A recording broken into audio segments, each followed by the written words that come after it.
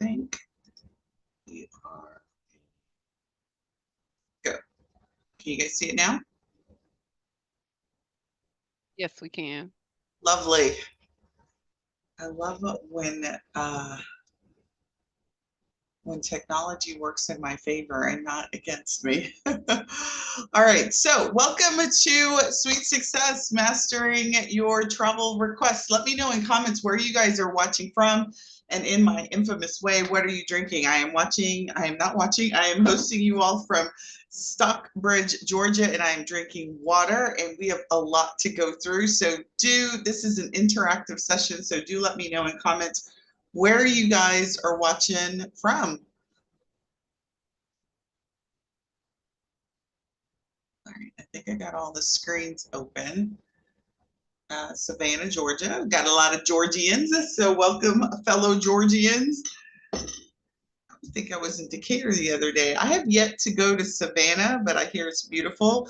Virginia, Stockbridge. Hey, Angela, we must be right down the street from each other. OKC, Mississippi, Houston. So we've got people, got lots of Georgians. So I'm glad to see Georgia represented. I don't know where Warner Robins is. Well, welcome nonetheless, wherever you are watching from. So, this is our sixth Sweet Success in the last 6 months. So we host one every month.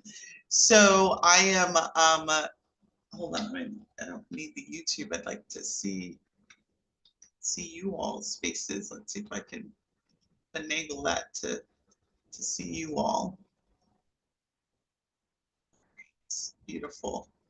Facebook took away the ability to live stream into Facebook group through another software. So has anyone else been impacted by that? I'm not impacted negatively, but it does definitely disrupt my flow.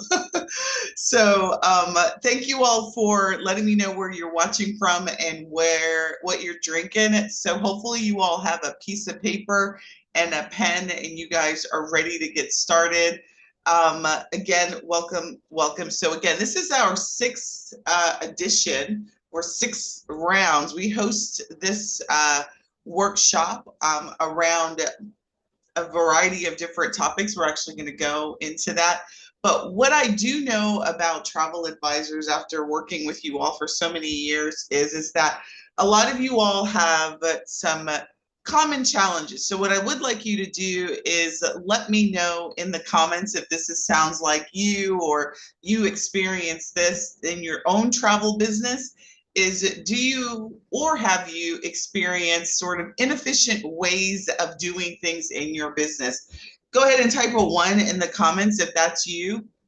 Maybe you feel like you've had inadequate training over the years, or if you're brand spanking new, you don't know where to get training. And when I say training, I'm not talking about the training that deals with supplier training, because I'm going to leave the supplier training to suppliers. The kind of training I'm talking about is how to operate the business, right? A client comes to you and says, I want to get out of town. Do you do it consistently? Do you have some training that you can point to figure out how to get somebody in and out of town safely, securely, without them being driven crazy or yourself driven crazy? I literally am working on a trip right now, and it's got a accessible component to it, and I'm no expert in accessible travel. And I was just talking to another advisor, and I was like, for those that don't specialize in accessibility, there is a huge market out there. Just trying to get her transportation with her scooter has been hell. So just inadequate training. Like, do you feel like that? What about poor business setup? Maybe you set up your travel business recently or years ago, and you just sort of threw it together. You threw it on the wall and you hoped it stuck, and some of it didn't stick. Some of it's fallen in your desk and fallen all over the place. You don't know if you're compliant or not. I literally was just doing this. I say literally a lot, but I was literally going through some training that I did for our Travel Pro Suite people. And it hit me about 2 months ago that I had been using the word terms and conditions interchangeable for two separate types of terms. And you guys may not even know that you need to have all of these different, do you have California privacy policy on your site? Are you showing that? Do you have a privacy policy on your site? I've seen several sites and you don't even have that on it. So are you compliant, not just within the travel industry, but as a business, right? So you're in the online space, and if you are presenting sales pages or pages, are they compliant, right? Are you compliant within your travel business as it relates to travel industry compliance considerations that you have?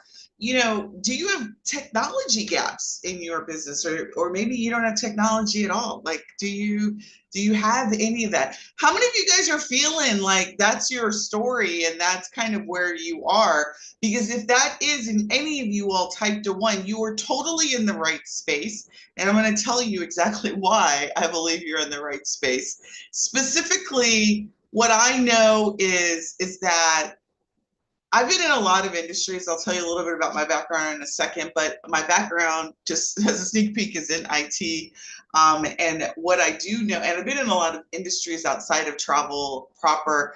And what I do know is that the travel industry is complicated, but things are overly complicated by the fact that everything is disconnected in terms of suppliers, operations, just even you all as service providers are disconnected, even within your own host agencies, across suppliers, and it makes things very complicated for you as an individual starting a new business and even running your business. You don't have solutions that you can utilize to help you grow a staff if that's what you want to do. Maybe you just don't have any processes, or you don't update it. Maybe you did things a couple of years ago and you haven't revisited. I'm just telling you right now, as of April 22nd, if you go live and you used any software, just technically Facebook shut that mess down, right? Like, so you can't even post to a Facebook group. I have a Facebook group, I have several Facebook groups, and that has impacted me. So what are you doing when you've got these types of updates in your system, in your flow, and it's disruptive? How do you adjust accordingly? Maybe you're not automating. Maybe you want to automate in your travel business, but you don't even know where to begin. You are resisting new technology. It is 2024. May 6th. Hopefully you guys all had a happy Cinco de Mayo, but it's May 6th, 2024. Also happy Travel Advisor Month for those of you all.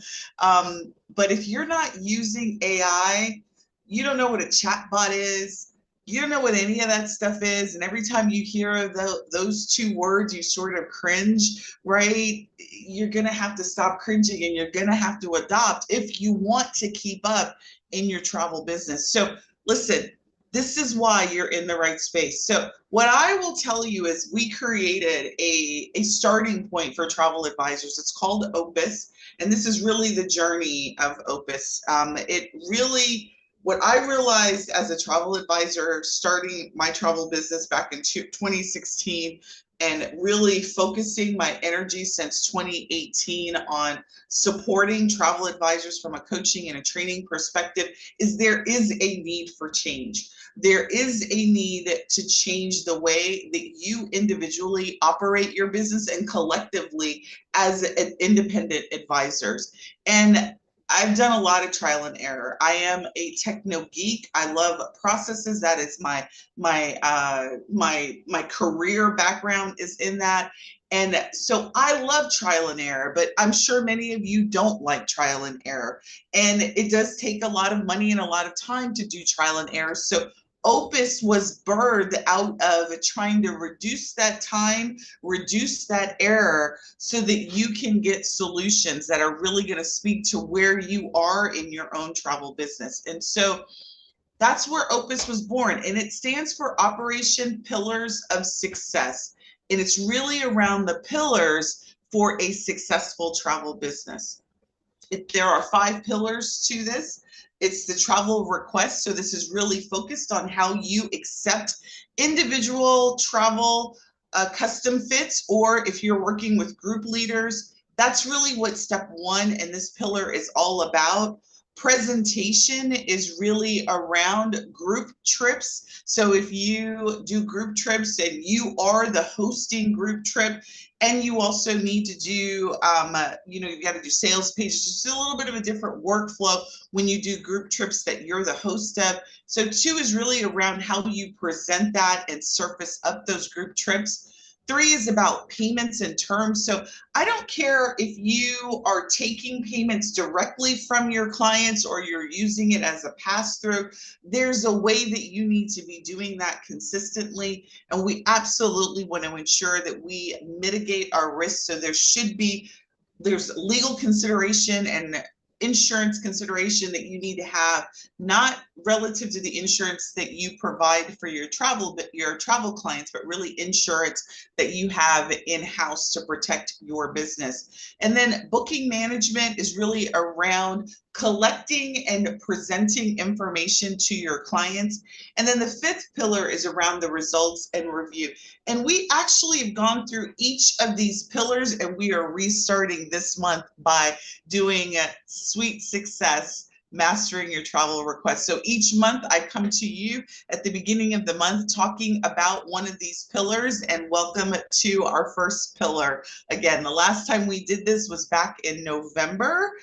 I think that's when we did the first one. We did it November or October of last year. So we're starting over again. So welcome for all of you. This is where we are. We are right here talking about the strategies and what you need to have in your business to ensure that you standardize the way that you accept and fulfill requests for travel. All right, who's this workshop for? What I will tell you is for any of you all. If you're new to the business, it's for you, because why start doing a bunch of hodgepodge stuff when you can get it right from the first? But if you're already an existing travel advisor and you've been booking and hooking it for months, years, decades, it doesn't matter. There's probably some opportunity, given all of the technology change that is available, automation in terms of tools that are now available to us. Because what I will say is, starting the business back in 2016, fast forward to 2024, the way that I do my travel requests pretty much is the same, but the tools that I use are drastically different than the way I did when I first started teaching this in 2018 versus where we are in 2024. So maybe you just need a refresher. And so this week, we're going to talk all about some opportunities for how you can refresh the way that you accept those travel requests and how you can fulfill them and maximize your profits in the process.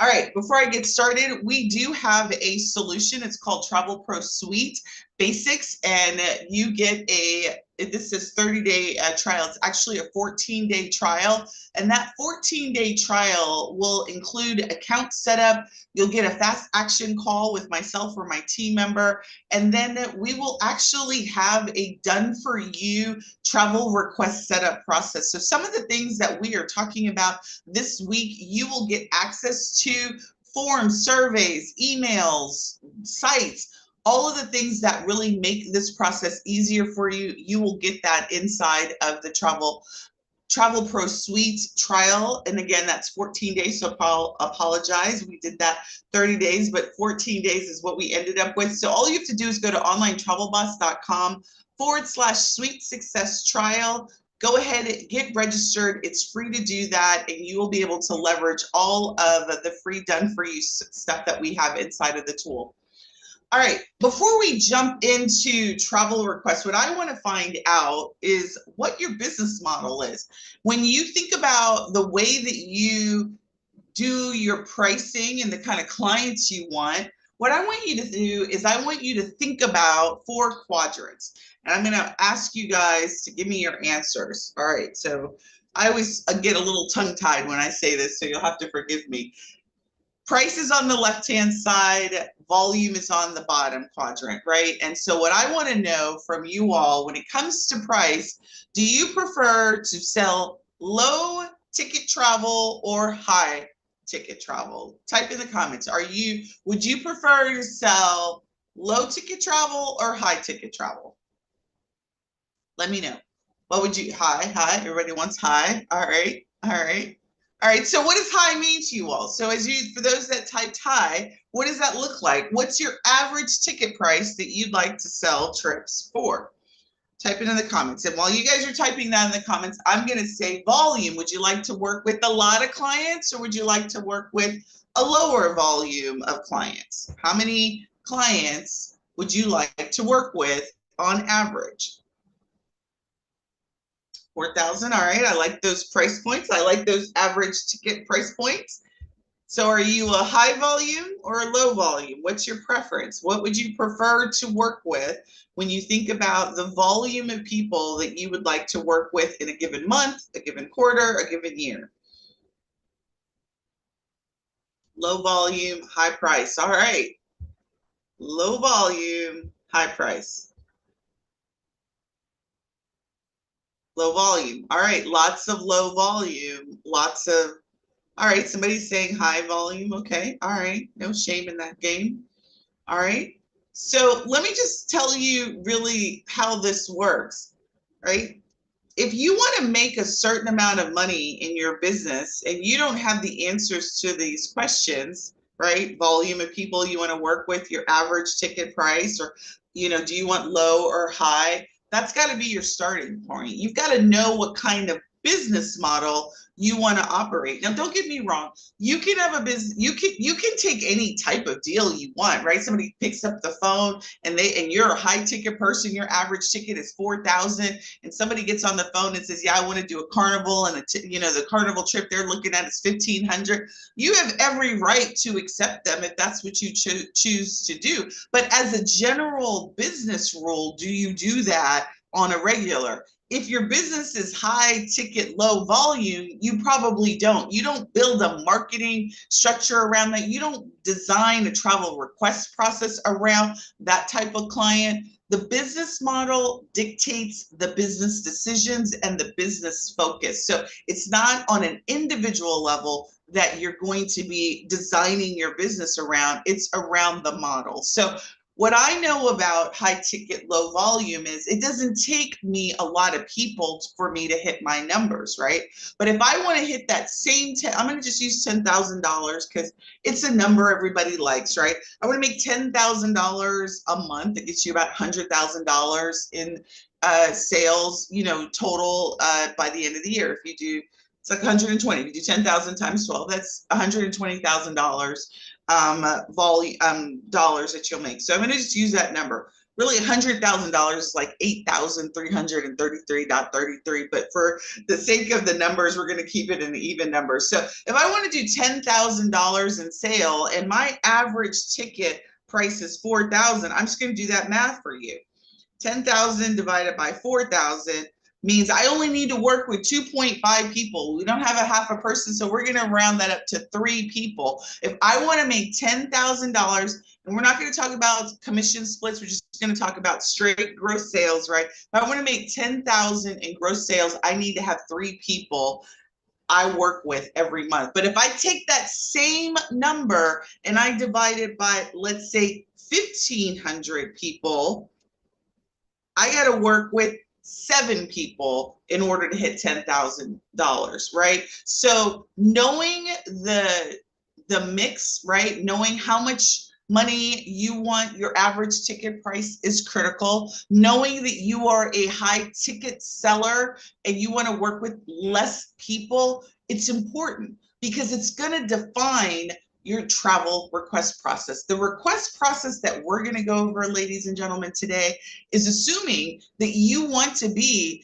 a high ticket, low volume seller. It is not that I'm saying that you can't, again, be low ticket, high volume. It's your business. You can do whatever the heck you feel like you want to do in your business. But what I will tell you is the travel request process that we talk about, that I generally teach to, assumes that you're a high ticket seller. And as such, the things that you do are of a high ticket seller standard. And what I mean by that, just for example, if I'm selling a $4,000 package and someone doesn't know me, it's not likely that they're going to spend money with a stranger in that amount, right? So what does that mean I'm going to probably do? I want to sit down with them and I want to have a sales call with them, right? Most of you all want to be high ticket, but you don't have a high ticket process to match it. You don't have a high ticket sales mentality to match the kind of client that you want. So if you feel like there's a mismatch in what you're getting, it's probably you want something and the process that you have is not congruent. They're not aligned, right? Strangers don't buy from strangers high ticket dollars and not meet with them, not have a conversation with them beyond just like, what's your name? You're a high ticket seller. So you should have a high ticket sales process to match that. You're in $4,000, $5,000, $10,000 and you don't have a discovery call or some sort of sit down call as a part of your sales process. It's probably why you're not closing them, because they don't know you. They don't know you like that. They don't know to whip out their Amex card and drop 10,000 with you, and you're some stranger off the street with them. So that's what we're going to go over today. So if you feel like you're high ticket and you don't have a high ticket sales process, that's what this week is all about. All right. So you guys have told me where you're at. Again, this process that we're going to be talking about is a high ticket path, right? A high ticket path to get you greater amount of sales, a greater number of yeses, a greater number of design fees, if that's what you want. If you want planning fee income, whatever that is, we want to match what we want to the process so that there isn't anything that's out of alignment. Are you guys game for that? All right. But the question that I would have is like, do you feel like all squirrely about like how to get there? Like, do you feel like it's a maze for you? Like, you're like, okay, that sounds really great, Sundey. And yeah, okay, that sounds really good. I want to make a lot of money, right? I only want to work with 2 clients a month or a quarter or whatever your number is, right?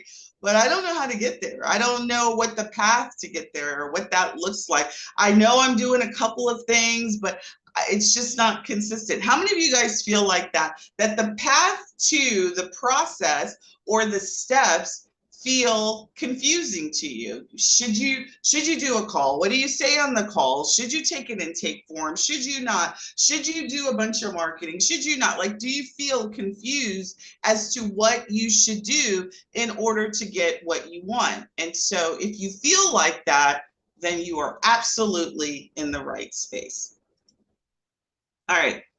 What I know is you all want more clients, right? How many of you guys want more clients?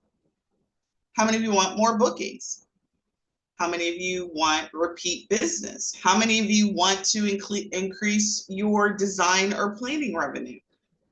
And I'm talking about your design fee. So because again, we're talking custom fits here. We're not talking group trips in this discussion. We're talking somebody calls you up and says, I want to go to Bali. Right, I'm actually going in a couple of months, so that this seems to be my destination of choice the last several trainings I've done. And so I want to go to Bali. Somebody calls you up and they say, I want to go to Bali. And so you want to close that deal, right? Because maybe Bali's your thing, or maybe Dubai's your thing, or the Caribbean. I don't care where your destination is. That's your thing. You love custom travel. Follow a process without anxiety of making it happen. All right, I love that. So this is what I know is that many of you want this and you're focused on the close, but you're not focused on anything before the close, right? And so that's what we want to really address today is all of you all said you want more bookings. So what I do know is if you want to achieve that, we've got to make some shifts in the way that we think, in the way that we operate the business to ensure that we align. So we're going to be talking about these 3 shifts over the next 3 days. And the first shift is really creating and automating the system.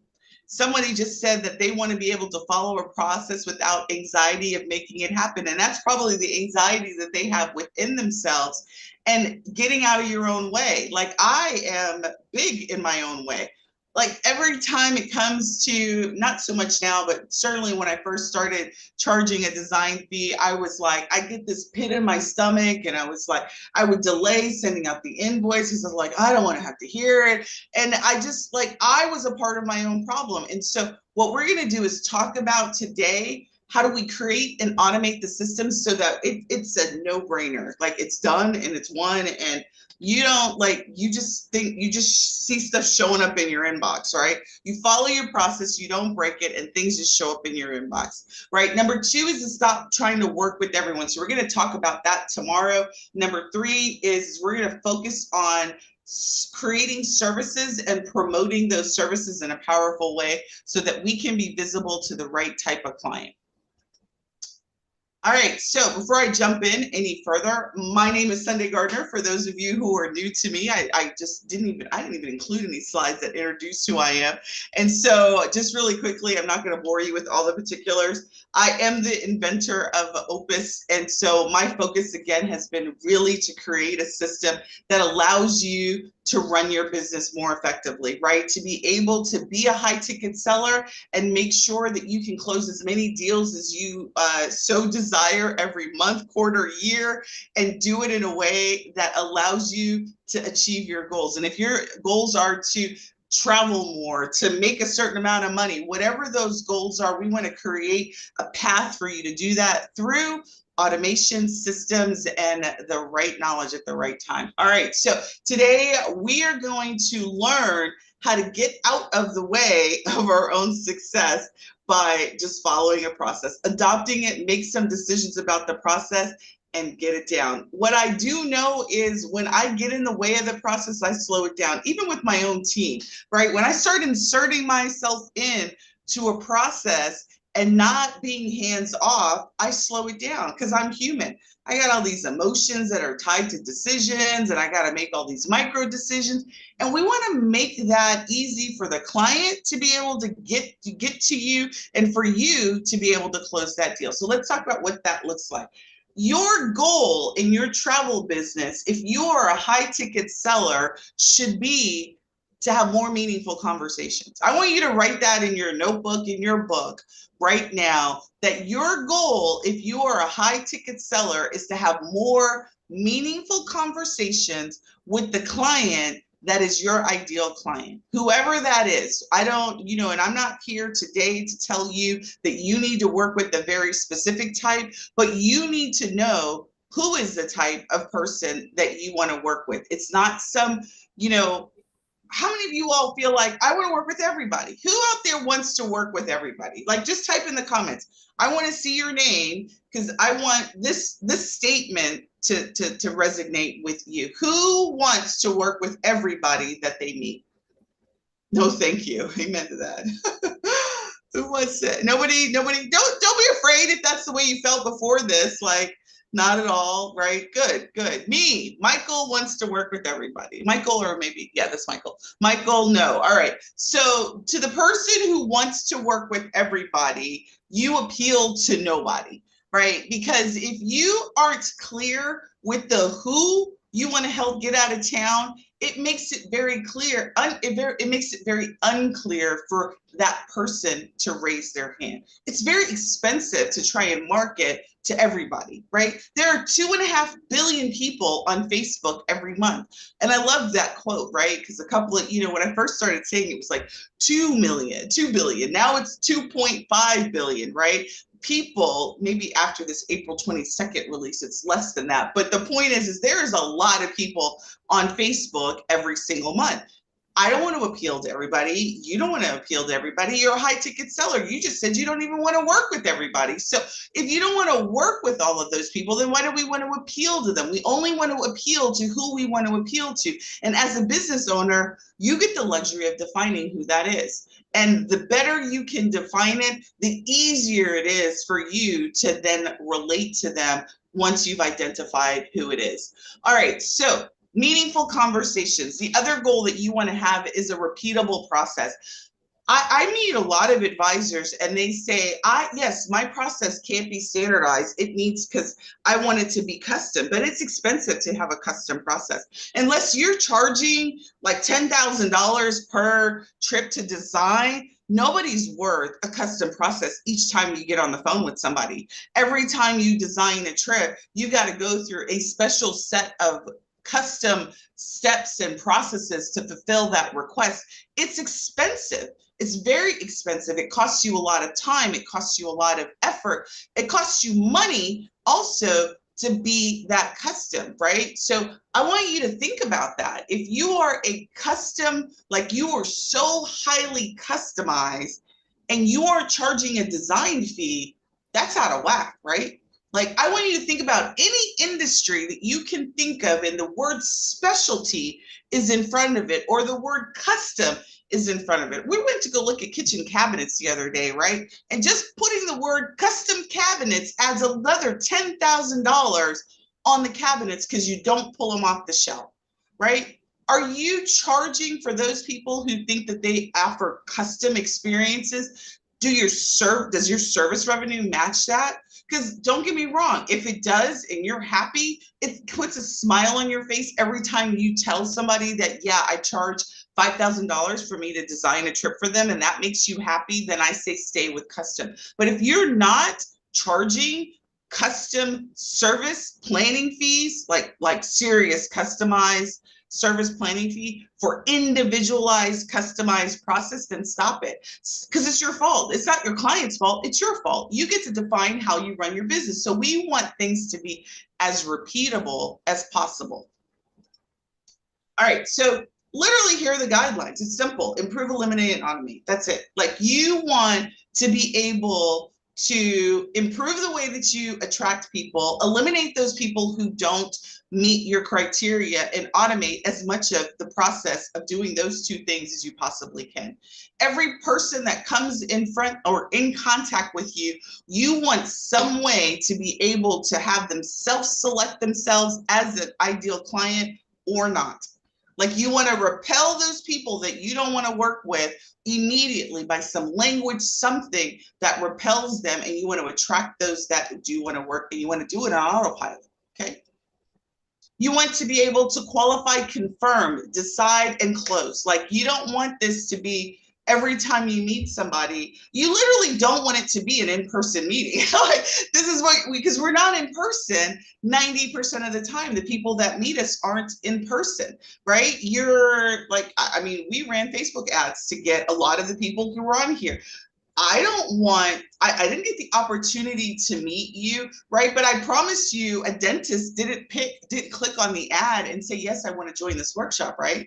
They didn't click on the ad because it wasn't for them, right? You want your client to click on your stuff because it's for them. And those that it's not, you don't want them to click on it. So you want this qualification process to be quicker. You want the confirmation process to be quicker. You want them in front of you, sitting on a discovery call as quickly as possible, already knowing that they're the right type of client, potentially based on what you have before them.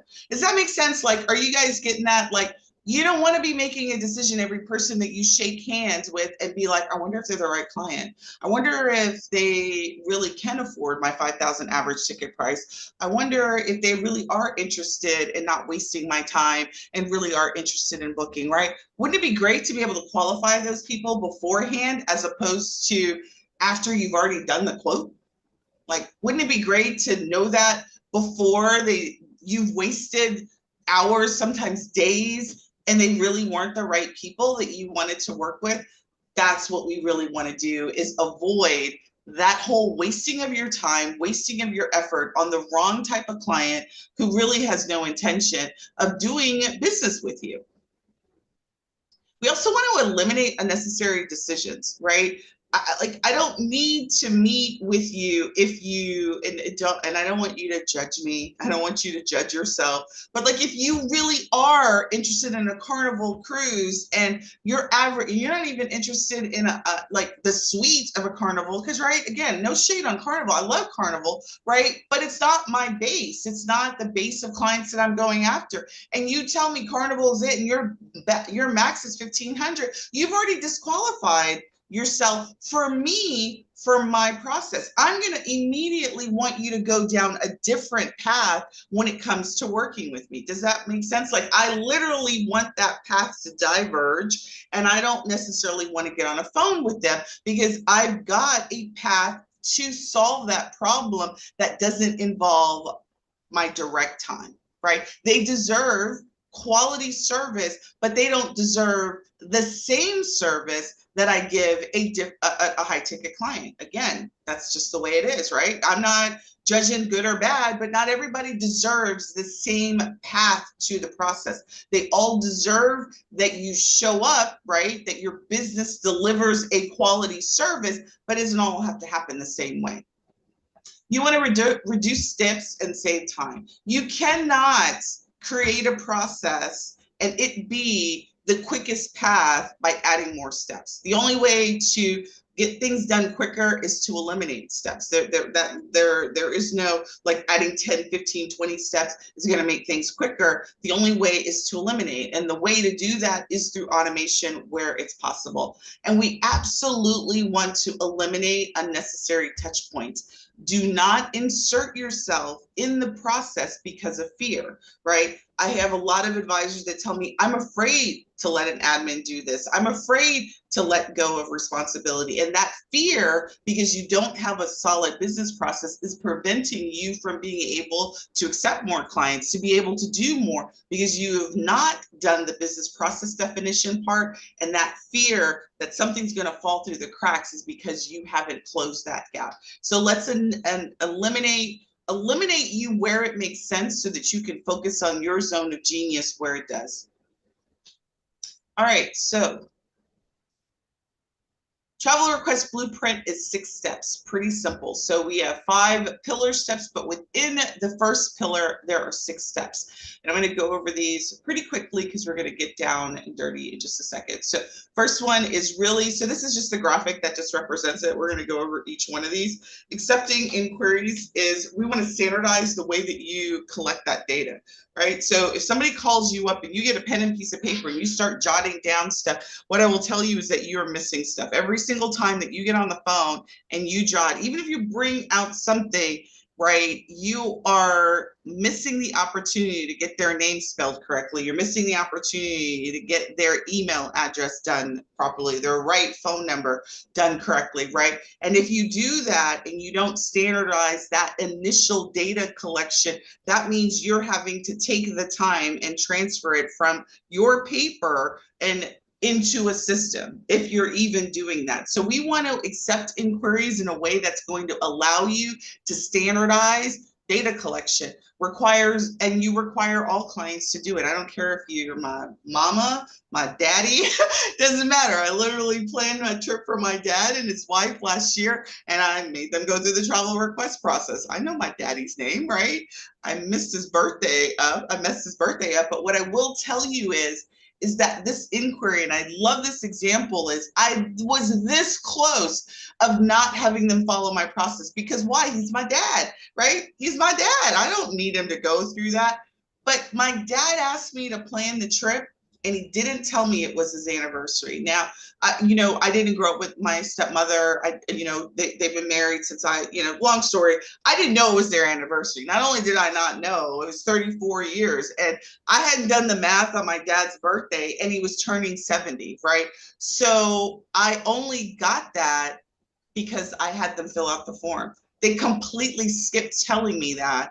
And had I not done that, I would have just planned a cruise for them, missing this opportunity to actually plan an amazing experience for them because I would have almost skipped my own steps. But so that's what I will tell you is don't skip your steps. It doesn't matter who it is. Even if you've done trips for them before, a person before, follow your process every single time. Now, maybe do you need to have them fill out an entire traveler profile if they've already done that? That comes later on. Maybe you don't need to do that, but when it comes to the inquiry, you don't know why they want to go out of town. Make sure you follow the process, your own process every time. Discovery, high ticket sales. That means you need to be in a discovery mode. Your objective in this phase is to discover as much as you can about your client, why they want to go out of town, what's the driving force around it. And you want to make sure that you meet with every client, right? Particularly when it's a trip. So again, even if you've gone and you've met with the client, you've planned a trip for the client before,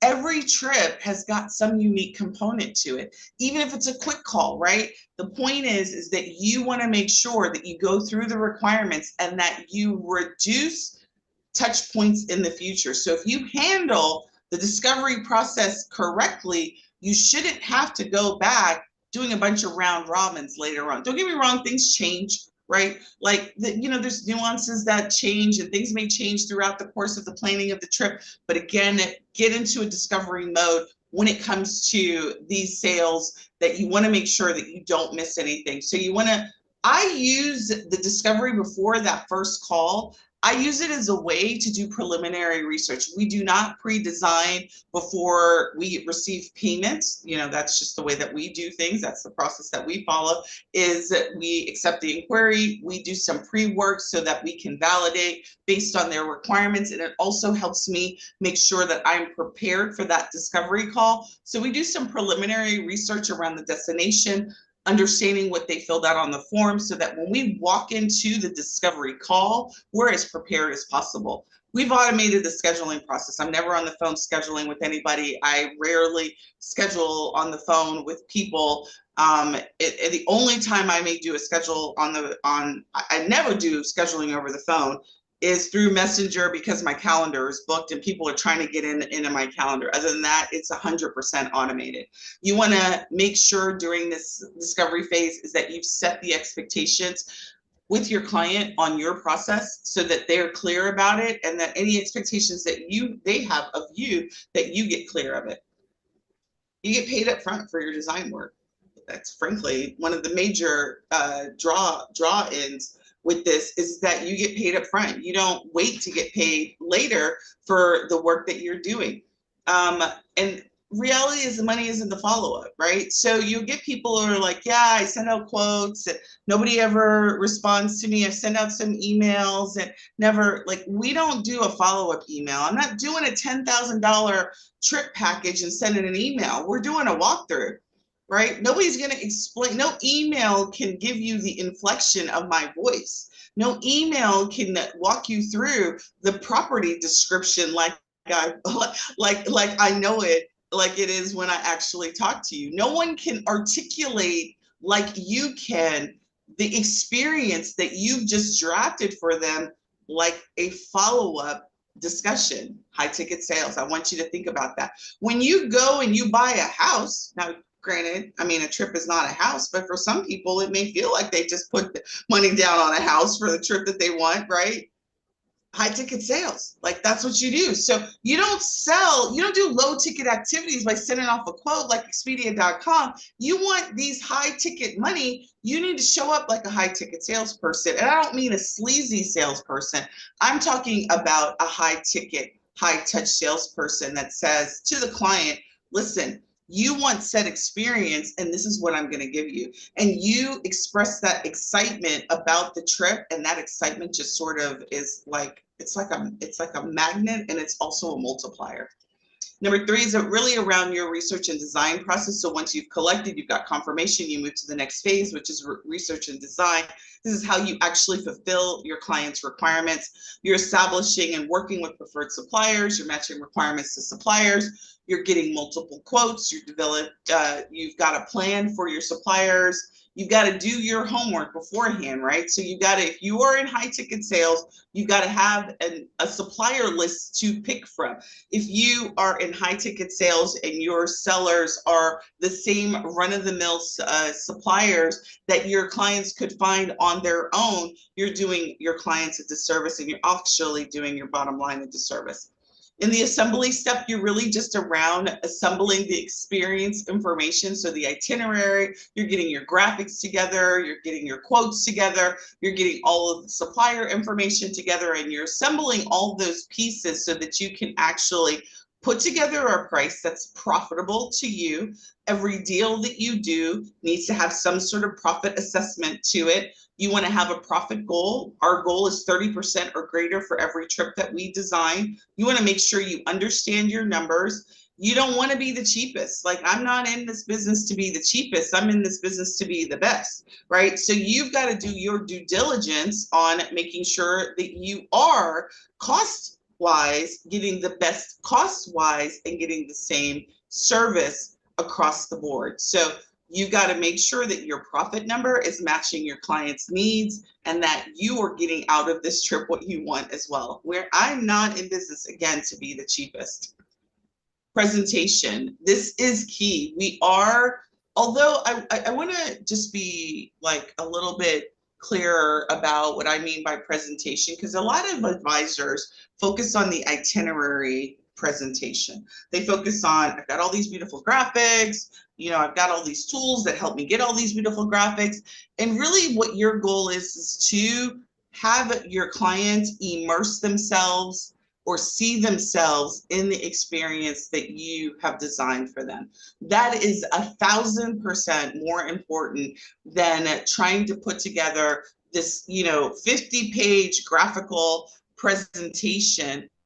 Really, the objective should be, how can you allow them to see themselves in the presentation? And a lot of that is with you, right? You are a part of that presentation and that equation. So you've got to showcase the experience. You've got to do a formal follow-up, and then you close the deal. This is a deal. Like I like to use the sales term. This is a deal. Every trip that you design, you need to think of it as a deal. Like, what can we do to make this deal a win-win for you and your client? So we really want to be focused on designing experiences and really managing the experience that your client has when interacting with you. Because mind you, they're not out of town yet, right? The only thing that they really have is working with you. So we want to make this whole travel request process as smooth as possible. And so when we talk about the blueprint and the experience, really where they interact with you is in step 1 and 2 and number 6. 3, 4, and 5 are really internal to you and how you run your business, right? So how you research, what suppliers you're using, how you price, and how you assemble everything. That's really an internal business process. What we're going to focus on for the rest of this workshop day is focused on step 1, 2, and 6. And so the client experience really covers this, right? For fit and group leader, hosted travel, right? Where's the first time they interact with you? Many times it's maybe a social media post, maybe it was an offer that you presented on, and maybe you have a YouTube channel and you showed this wonderful, video around, Bali and all that it has to have. Whatever that initial interaction that your clients have with you, that's the first time that they interact with you. How was the experience? Did you capture their email address? Do you know who they are? Did you get their first information? If you did, then you shouldn't have to get it again, right? Because you already have it in your system of whatever that initial interaction. If you don't have a system that allows you to do that, that's the first opportunity for you to improve how the client is going to work with you. Number 2, right, is pre-trip interaction. So this is when the travel request workflow kicks in, right? So somebody has found you, however they found you, and they said, you know what, I want to quote, I want to go somewhere and I think I want to use her or him, right? And so what does that look like for you all? Do you have a form? Many of you may be using TravelJoy. Maybe you do have an intake form. How many of you all do not have an intake form right now? Type in the comments. Just say no, not me, all right, or 0. I don't have an intake form. How many of you do have an intake form? Type a 1. No intake form? 1, 1, 1. All right. So we got a lot of 1s, not a lot of 0s. So let me just ask you, how efficient do you feel like your intake form is? Do you feel like it's a good intake form? It gets all the information? Do you feel like you've got to rekey information? Like, how do you feel like your intake form is? Do you feel like it gets you enough information for you to do like some preliminary research around what your client just submitted? You added some things. All right, that's good. Yes, someone says yes, I feel it's good. Some people say no. Yes, you feel like it gets all the information, good, efficient, but the clients don't want to complete it. Okay, all right. I would say maybe they're not the right clients. It gets all the information, but I think it's way too much. All right, so there's an opportunity, Charles, I think, in the presentation of that. So we'll talk a little bit about the way that you can break up all of the information that you want based on the way that the questions are presented. All right, so another pre-trip interaction is for group sales. Again, we're not focused on that today, but the travel request workflow is really how we are taking in fit and group leader inquiries. And then from there, they are before the trip, there's client booking management. During the trip, there's client booking management. And then post-trip is the results, right? So really, how did it go? What went well? What didn't go well? That kind of stuff. So right now we're focused on this little square today. So here's the process. So the client experience is, I want to go, like I just said, I want to go to Bali. What do they do? I want to go to Bali. You guys just said some of you got forms, some of you don't. Some of you feel like it gets all the information. Some of you don't feel like it gets all the information. The point is that that second, maybe because for most of you, it's the second or third interaction that a client has had with you, is that you got to make it attractive. It's got to be easy for them to do, right? So it doesn't have to be less information. It just has to be easy for them to complete. They don't need to feel like you go to the doctor's office. Like, I mean, I feel like the doctor's office is where they need information in triplicate. Well, we literally need information in triplicate as well, but it doesn't have to appear that way in the way that we collect it. Your goal is you want to over communicate. You want them to tell you what they want. You want to know what they expect. You don't want to have to discover this when they're getting ready to go out of town, that they had a scooter that you have to plan for. You want to know all that you need to know up front. Your client wants the same thing from you. The client wants to know why do they have to fill out the form? Like, the ones that are resistant is because they don't understand the why. Many people some people can just be jerks about it. They don't want to fill out a form. But I'm excited to fill out a form when I know what the process is. Like, I'm excited. Like, okay, I'm going to give you this information. It's going to minimize you asking me the same freaking 50 questions later, right? I'm not going to have to give you my name and my birthday later because you already have it. Like, all of that makes me want to do it. I don't like when I have to do it in triplicate as a client. For your objective, though, is what? It's to have a more meaningful conversation when you meet with them. You want a form that's going to allow you to have the most meaningful conversation when you actually sit down with them. So whatever you need to collect, that's going to ensure that the conversation is meaningful and allows you to further qualify them, the more important it is. Let me give you some examples of that. I want to know what their budget is. I want to know what their destination is. I'm going to give, everyone should be able to relate to this, is I'll have people who say they want to go to Turks and Caicos and their budget is $1,500. How many of you guys have planned a Turks and Caicos destination? $1,500 and Turks don't go together, right? They just don't go together. And so when I don't ask because I'm fearful of having a money conversation, in a money conversation, I don't get all the information that I want. So if you don't have what your budget is and you don't have your destination and you don't have the type of experience that they want, moderate, luxury, you don't have those questions on, how is the conversation really going to be meaningful? That means you're going to be operating in the dark when it gets to the design phase. You may even be getting to the design phase, right? Starting to do the quote work, and it's the wrong client, right? They can't afford Turks, right? Again, I'm not here to judge. I'm here to put a spotlight on whatever it is that you want as the client so that we aren't wasting each other's time. Does that make sense? That's your job, is to ensure that you don't waste their time and they don't waste your time, because it's both valuable. So you want to qualify your people through the submission process. This is not a one way. You're desperate to get their business that you want to skip this qualification. This is a money conversation. Like, I don't want you ladies and gentlemen to think by any stretch of the imagination we don't like to have money talks with people. We're scared. It gives us, like, don't get me wrong, like, for years it was a very scareful thing to talk money. And as Americans, we're like, I think it's just a fearful thing. Like, we don't like to talk money. As African American people, we don't like to talk money on the table. But this is a money conversation, talking about where we go out of town. money has got to be a part of the equation. So you might as well ask the questions up front and qualify them based on what they want and the kind of experience based on the questions that you ask.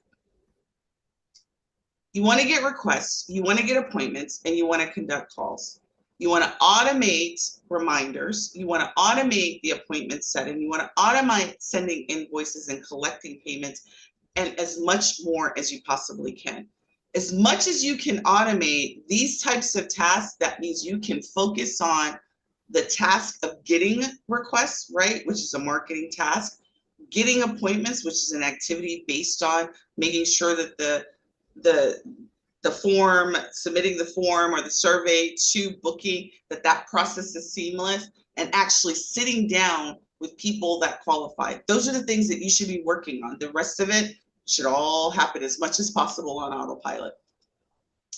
But this is how many of you guys feel, right? You got a lot of systems that you may be using. How many of you guys are using TravelJoy, Calendly, ActiveCampaign, Google Forms, Adobe Signature? Maybe you're doing Zoom calls, you're doing emails. Like, how many of you guys are using all these different systems to get this just process done, all right? So maybe you do have you're using social media and somebody fills out a form, and maybe that's on ActiveCampaign or maybe some other sales page thing.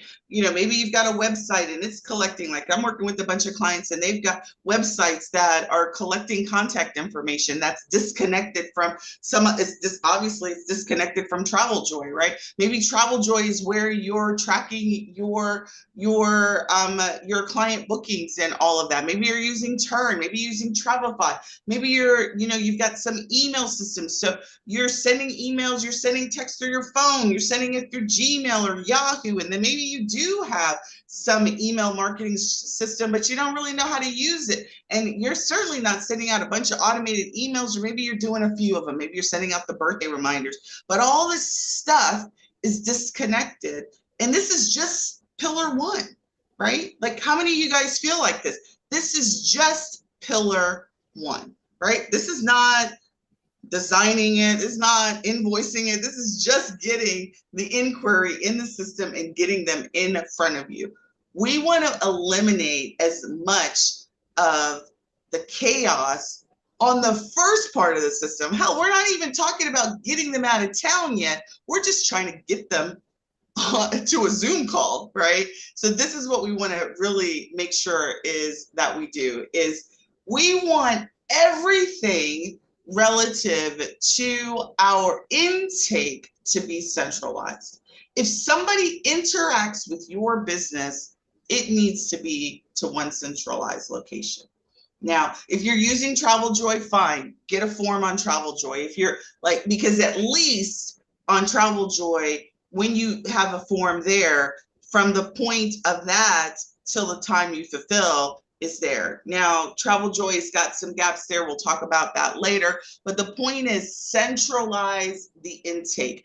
Be consistent in the intake, right? Make sure that you're getting all of the intake in one central location.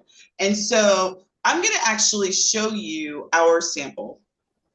So this is our actual travel request process realized in the travel request inside of Travel Pro Suite.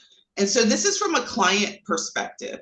So what we do out of the box, so if you guys sign up for the trial, and some of you guys are already with us and this is your first suite success. So in this first step, our client experience is, we want our client to come to one central page. This page is customizable for you all, and the information here is all stuff that you will personalize for your own self. But the idea is to give the client the directions, right? So I think video is really the best way to do that, because it allows them to hear your voice, lets them to start to get to know you, and you just give them a set of instructions that tell them what they can expect in the journey. So here, this video is really for travel advisors who are setting up and personalize this, but this would be a video of you telling your client to click this button below. On the right-hand side, I'm showcasing some experiences that are available to my client to give them inspiration. You guys can put this, you can have your own experiences, whatever you want. You can delete this and it just be this here. But the idea is once the client gets to a central place that says, hey, welcome to my world, here's what you can expect, they click on the button and they start to plan their vacation. And what they get is they get a travel request survey. So instead of it being a long form, it's a series of short questions that they'll answer and fly through, as opposed to being scared away by the long, 50 question list of things. So presentation of even the questionnaire does have an impact psychologically. So if you do have a pretty in-depth travel request process or set of questions that you want to ask your client, structuring it in a survey form really does make it not so evasive. So I'm just going to fill this out just so you can see what your client would go through.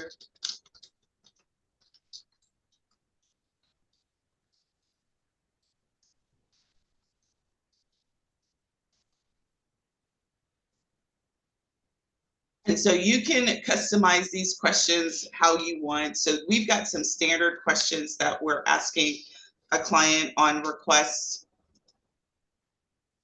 And we're asking the kind of general questions that you guys are probably familiar with, but the idea is to try and get an understanding of what their experience requirements are, their travel dates. This is a really important item because this then really dictates everything else that we do inside of the system.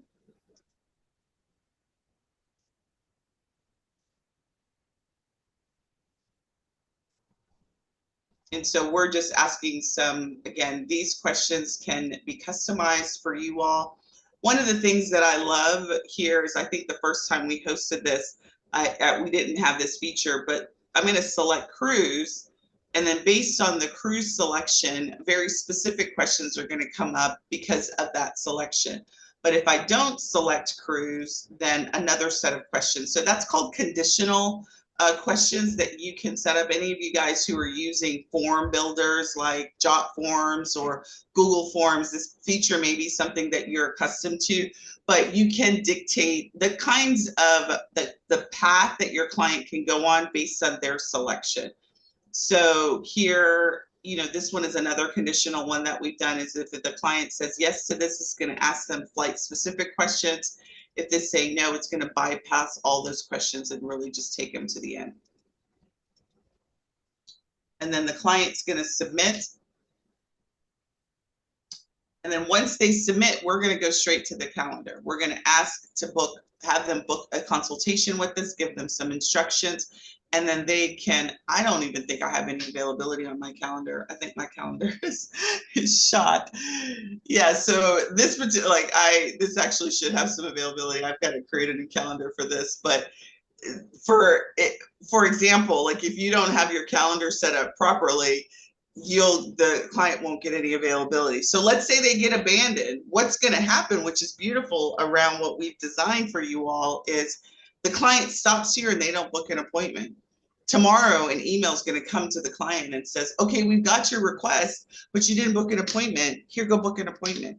And they're going to get 3 rounds of email that tell them that they need to book an appointment. And until they book an appointment, I think on the 3rd email, we send an email to the advisor letting them know, hey, your client didn't book an appointment. Can you go and have them book an appointment? Maybe you need to give them a call or send them a text to remind them to book an appointment. And then ultimately, if they don't, it'll close the deal for you so that you don't. You can insert yourself at that point, but again, you've not prematurely inserted yourself.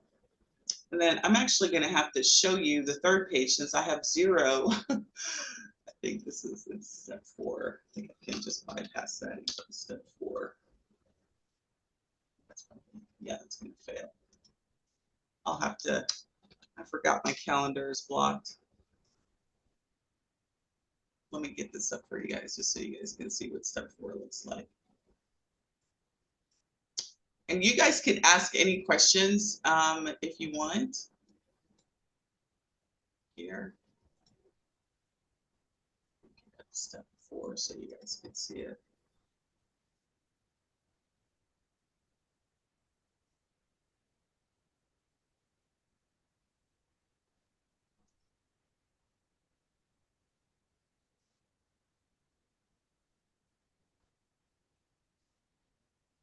I'm actually going to show you what it looks like behind the scenes.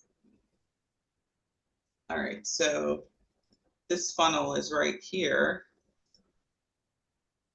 And so this is what step 4 looks like. So once they fill out the appointment, they'll go to step 4, which again, I've chosen to do another video that just says, hey, thanks for your submission. Again, this is a video that's instructing you all so you understand how to personalize this. And then what we want to do is we want to take them straight to our YouTube channel. You can take them to your Facebook group. You can take them to invite them to download a guide if you have some really great guide that's going to be a natural next step. You really can do anything on this confirmation page. So really, this is the client experience. This is what we want our clients, simple 4 steps they go through. And if at any point they don't fulfill a step, there's automation behind the scenes that you don't have to do anything to make happen. It's just it's already set up for you. The other thing that's really good is once they book an appointment, you don't have to worry about reminders. So if any of you guys are using Calendly, there's an opportunity for you to get rid of Calendly because we can handle all of the appointment setting, all of the reminders that go, all of the SMS texting that goes with that, as long as you've got an SMS account. You can do all of that in one place. That's forget it, set it up and forget it. This is a one-time setup to set up these 4 steps. Go through the emails. There is, I think within the request process, there's 15 emails that come with this process that we've designed for you. All you have to do is go through and edit the emails, and the emails are there. You don't have to edit them, but we always say that you should take a look at what the emails are saying so that they represent your brand and what you want it to say. So this is where you actually would personalize this funnel. So again, there's 4 steps to this funnel. We've got pretty much the standard information already built here. There's training that actually will step you through what you need to do to modify each of the steps. Can we set up invoices for existing group trips in the system? You absolutely can. So what you would do in here is if you have an invoice that you want to set up, we've got invoicing, so you can create what's called a recurring invoice or a one-time invoice. So depending on what the payments are that you want to set up, you'll set up invoice. The invoice is just the actual document to get somebody to pay said thing. Invoices require 2 major things that you need to have in your in the system. You need to have a product set up, and you also need to ensure anytime you're asking for money that you have terms associated with that. We actually, in our 3rd pillar, we talk all about payments and terms. That's actually going to be held next month. If any of you all are interested, our Sweet Success is going to be talking all about payments, money, and what you need to consider in your travel business. But you absolutely can do that. Really, the thing that I want to show you is from a client experience, the experience should be really seamless. From a user as an advisor, one of the things that really is exciting for me as an advisor to provide for you all is a centralized calendar. So now you've got people who are able to book appointments, and then you can see all the appointments that are here. So these are all the appointments that your clients have booked. You can see them here. You can mark them canceled or, no show, and there's a no show automation. Once you put someone no show, it'll automatically send an email and ask them to reschedule the appointment. Out of the box, we give you 2 calendars. We give you the discovery call calendar and the follow-up calendar. You just have to configure them so that they work according to your schedule. But you can have an unlimited type of calendars. I have, I don't know, maybe 20 different calendars, and that's the reason why they're all because I think this is actually going against my live schedule. So calendars is one thing. One of the things that's really powerful, I think, is really the whole concept of managing the conversation. So tomorrow we're going to be talking about the actual conversations that you need to be having and what that looks like. But inside of our system is this sort of conversation tab where you can actually see all of these active conversations that you're having with clients and what you like, where you need to be, right? So somebody has either responded to you, sent you a text message across multiple different platforms. You can respond in one central location, as opposed to somebody sent you an Instagram message, somebody sent you an SMS message, somebody sent you a Facebook Messenger, right? And there's an email. If you've got people who are having conversations with you, you've got one place to go. You don't have to go hunt around for this. Can this be set up for more than one travel agent? My travel agents working under me would have access to the system through me. Yes, so that if your travel agents are working underneath your brand, they would be considered staff members, and so you can have an unlimited number of staff members associated with your account. So if you have a VA who's doing work, you can control access to her. So I'll just kind of show you what that looks like. So underneath my staff, you can have yourself and any number of, they're called employees, but they don't have to literally be an employee. And so when you add a person, you get to control their role and also their permission. So if you have agents underneath you in your agency, you can give them, one of the features is only assign data. And that assigned data means if, let's say you're doing round robin assignments, so you get leads come in and you automatically assign them to agent A, B, C, and D, they would only be able to see clients associated that are assigned to them. So this feature allows you to control what data they have access to, and then you also get to control the features that you want them to have access to inside of the system. Good question. All right. So really, when it comes to the request process, the most critical feature that you're going to be working with are surveys, funnels, payments, and email. Those are really the critical. So we took a look at, and obviously contacts, right? So contacts and conversations with them. But we took a look at step one, which is that first funnel here, which is that request funnel. There's 4 steps in here. This is, anytime you're dealing with the funnel, that's really going to be your client's experience. Like, what are they going to see? They're going to see this funnel. That's all they're going to interact with. All of the components that they need to work with are going to be inside of this funnel. The booking you saw is in there. Emails will go out automatically. All of that will happen. The other thing is that we've created a survey for you that's editable. I always love saying that word, editable. And this is the request for travel survey, and you get to modify this survey however it makes sense for you. We've got some standard fields that are available, but again, it's built in a page view, so you can add fields to this. You can create your own custom fields. We have a slew of custom fields that are already available to you. It's likely that it's already there, but if not, you can add your own custom field, and then you've got the ability to do custom logic. One of the things that we've just recently added is in our notifications, we can now select that once a client fills out a survey or a form, they get a copy of it. So it automatically sends it to their inbox. So they get a receipt, and then that notification comes to you as well. So you'll be getting surveys. That will be a part of the request process. And then the other part of the request is obviously payment. So we're doing a design fee.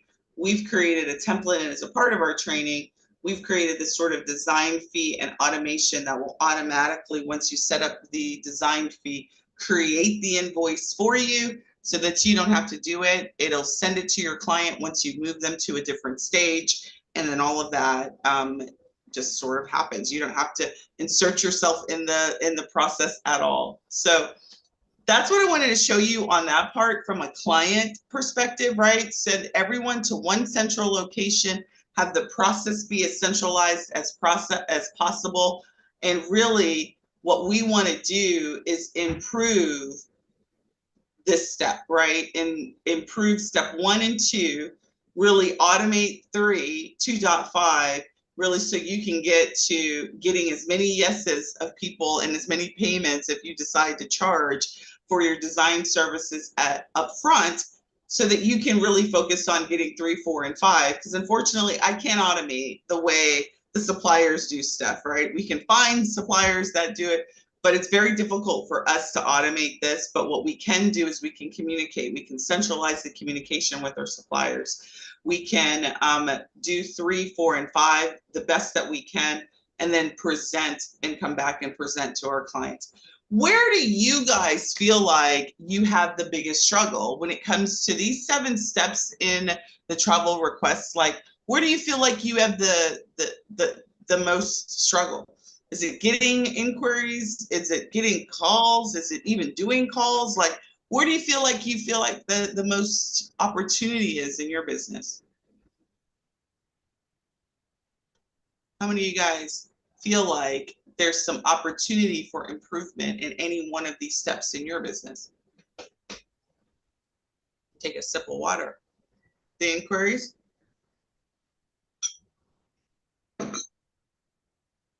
Grading proposals, okay. All of them, all right. Marketing, getting inquiries, all right. Day 3 is going to be for you. So for those that say getting inquiries, day 3 is really day 2 and day 3 are definitely going to be for you. All steps, the room for improvement everywhere. All right, closing the sale. Well, no, it is there. It happens in step 7. Closing the sale is step 7. That's how you know, even if you're not calling it proposal, the opportunity for them to say yes to you, the first time they say yes is if you're charging a design fee. Yes, I want to get your services. So they say yes. So that's a close of the sale. Then the other opportunity for them to say yes to you is when you give them a proposal. Yes, I want to go on the trip, and I want to spend the $5,000, the $10,000 that you're proposing. So you want to get a couple of yeses throughout your process. All right, 1 through 7. All right, fair enough. All right, good. All right, so here's an activity. What I want you guys, we've got about 10 minutes before we're wrapping up. And so even if you don't finish this today or on this call, what I'd like you to do is to really think about this over the evening. And because I'm going to start with this tomorrow. For those of you who all are in VIP, we'll take this conversation into the VIP session. And I'll talk a little bit about VIP, but what's your booking goal? Like, how much do you want to book? Let's say in the next 3 months, like, what's your booking goal for this quarter? What is your booking goal? Like, if you guys know it already, type it in comments. If you don't know it, take this question down, and this is your homework. What is the booking goal that you have? And then based on that goal, what I want you to do, because the goal really is step 7.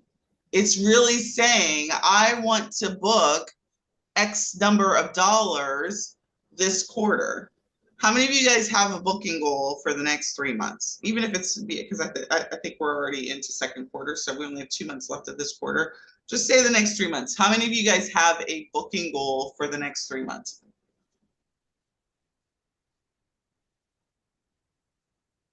No? You do? What is it? Say it out loud. Put it out on paper. Let the world know. Let's be accountable. What's your booking goal for the next 3 months?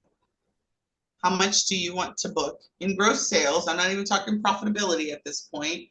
How much do you guys want to book? Okay, for those that are saying no, what would you like it to be? If you had to pull a number out of the air, what would you like your booking goal to be for the next 3 months? 25,000. Thank you, Danica. I appreciate that. $25,000. All right, and what's your number? What's your average ticket price? How much do you average sell your trips for? All right, somebody put 150. Same question for you, Kaisa. Hopefully I said that number right, name right. All right, so 25,000. What's your average ticket price? But all of you all who are putting numbers down, what is your average ticket price? Danica, yours is 33,000. All right, so yours is 25. So you need to have about 8 clients, 8.3. So 8 plus 9. You got between 8 and 9 clients a month in order for you to hit that 25,000. All right. So these are the two numbers I need you guys to know. Is I want you to know what the number is and what the average ticket price is, so you can know how many clients you need to have. All right. So I'm going to leave you guys with that homework assignment, because this is what the next thing you've got to do is, if you need, Danica, I'm going to use you since you were the first person, right? Latoya, you said you know you got 5 clients. How many travel requests do you need to have every month or every quarter to hit that number? Do you know that? And I'm going to tell you why that's important, because you can't tell me that if you need 5 clients that you only need 5 travel requests, because nobody in the history of anybody has 100% close rate, right? So if you want 5 clients in the next 3 months, right? Or 5 clients a month, or whatever your timeline is. My question to you is, I'm going to start all the way to the beginning. How many inquiries do you need? All right. So you, Danica, I happen to know your numbers, right? So you say you need 30 inquiries, right? So I'm assuming that you must also know what your conversion rate is. So you're converting at about a 26%, right? Somebody says, I need 80 inquiries.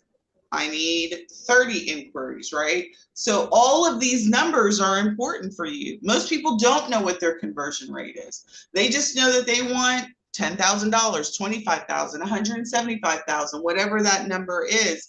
But you don't have all the numbers laid out. You don't know what your average ticket price is. You don't know how many inquiries you need. You don't know what your close rate is. You're not tracking any of those critical metrics. Let's just throw all of that out the window and say, fine, okay, I don't know all that, Sundey. That's great. Thank you for sharing, right? All of that impacts your ability to hit your numbers. And that's the message I really want you to get away, to come out of. The other thing I want you to walk away from is, I'm going to just show this again. I'm going to show you these steps. If you know that you want to close $75,000 in business in a quarter, that translates to X number, that's $25,000 per month over a 3-month period, right? What needs work in your process for you to hit that? Is it the inquiry? Are you getting 80, 30, 50, right? Are you converting them into discovery calls? Or maybe you're not doing that. Maybe you don't do design fees, right? What is it in your process that needs work, so that we can work on it to get to your end number? Because it's never the end number. We never start with the end number to work on.